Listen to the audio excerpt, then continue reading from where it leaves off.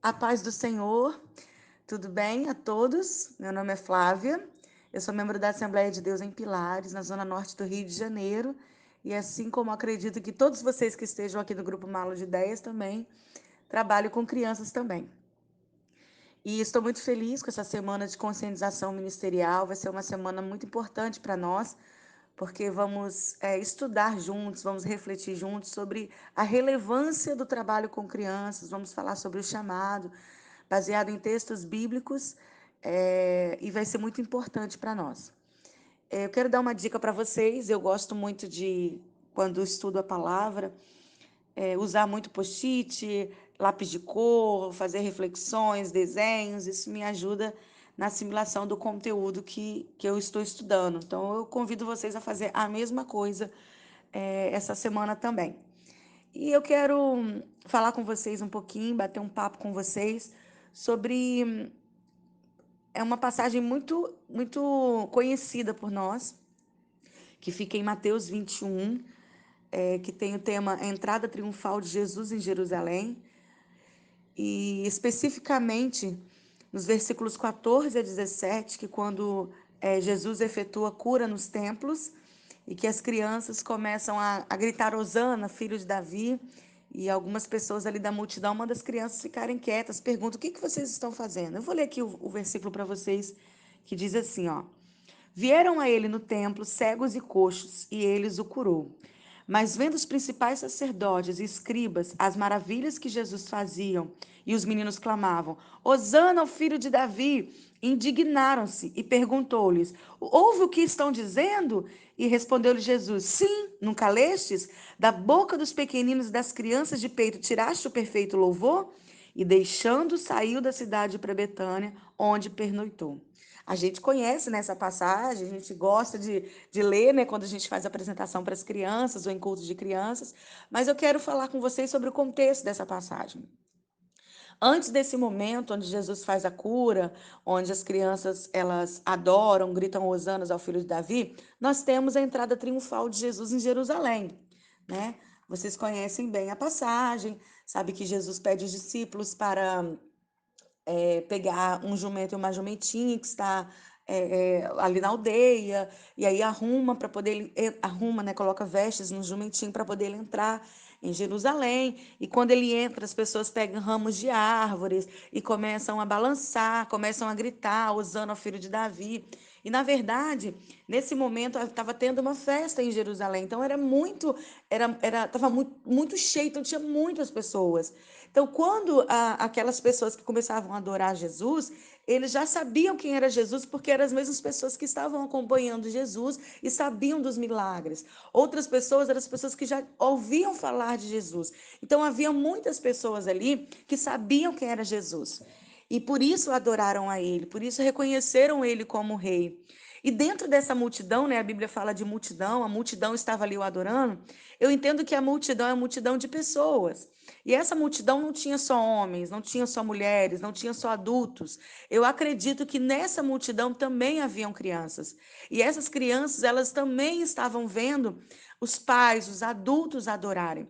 Nessa passagem não destaca a adoração das crianças, mas eu acredito firmemente que dentro dessa multidão também haviam crianças, porque as crianças também iam participar das festas nos templos.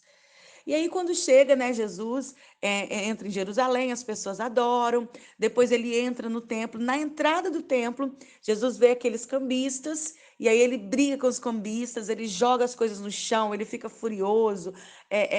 Uma passagem de Marcos diz que ele ficou indignado. Então, assim, Jesus, após. Presta bastante atenção nisso. Ele entra em Jerusalém, na entrada de Jerusalém, ele briga com os cambistas, e aí, na entrada do templo, perdão, ele briga com os cambistas, e logo em seguida ele entra no templo. Quando ele entra no templo, e aí ele começa a fazer curas e milagres.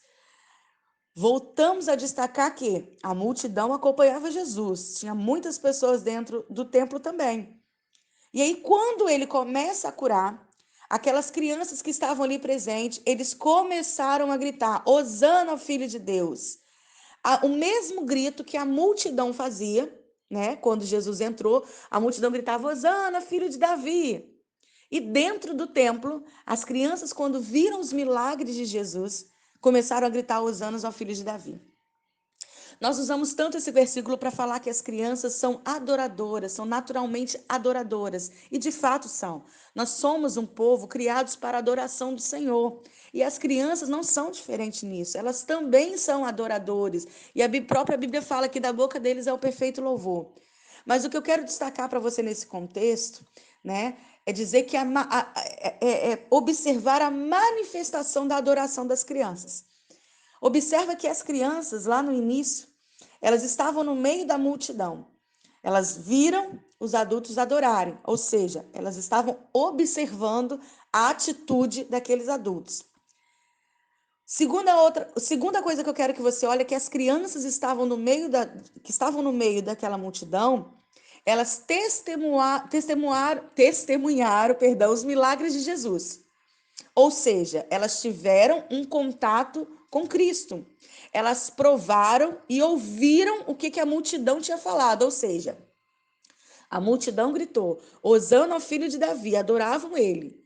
Elas observaram a atitude da multidão. Depois elas reconheceram que o que a multidão estava falando era verdade. Por quê? Porque elas viram os milagres de Jesus. Aquilo testificou, não, realmente ele é alguém importante, realmente ele é o rei. Depois disso, as crianças elas reproduziram o que viram nos adultos. Ou seja, a multidão sabia quem era Jesus, chamava de Hosana, as crianças viram a adoração e fizeram exatamente o que os adultos fizeram. As crianças elas tiveram observação, reconhecimento, direção. Elas foram direcionadas à adoração porque elas reproduziram o que os adultos estavam fazendo. O que eu quero dizer para você é o seguinte, que a criança, ela é uma adoradora nata, mas ela precisa de estímulos exteriores para colocar para fora a sua adoração. Elas observam o que fazemos, elas querem testificar, querem experimentar se aquilo que nós estamos fazendo, se aquela adoração existe, se aquele Cristo ressurreto existe, e ele quer se relacionar com ele, e quando há esse relacionamento, automaticamente a sua adoração vem para fora. Então a criança precisa reconhecer, experimentar e assim verdadeiramente externar a sua adoração. Você, ministro de criança, precisa entender que você é uma peça fundamental no desenvolvimento ministerial de uma criança. Você é uma peça fundamental para estimular a criança a colocar para fora uma adoração que já está dentro dela. Por isso é importante você observar as suas atitudes, você entender que você precisa primeiramente ser um adorador para assim despertar a adoração no pequenino. Deus conta com você como uma chave ministerial na vida de uma criança. Quantas crianças nós temos na nossa igreja que tem dom de louvor, que tem dom de intercessão, que tem dom com trabalho com crianças, dom do ensino? Quantas crianças precisam ser despertadas ministerialmente? Precisa de uma ativação no mundo espiritual. O que é uma ativação no mundo espiritual? É o impulsionamento. Como que funciona dessa forma? Um exemplo muito claro. Nós temos uma lâmpada, nós temos um interruptor. Entre o interruptor e a lâmpada que se acende tem um fio. Eu sei que se essa lâmpada está à noite, eu sei que se eu acender essa lâmpada, tudo vai clarear e vai me facilitar, vai me ajudar, enfim. Só que se eu não apertar esse botão, mesmo sabendo que existe um fio, se eu não apertar esse interruptor para essa lâmpada não acender, essa lâmpada nunca acenderá.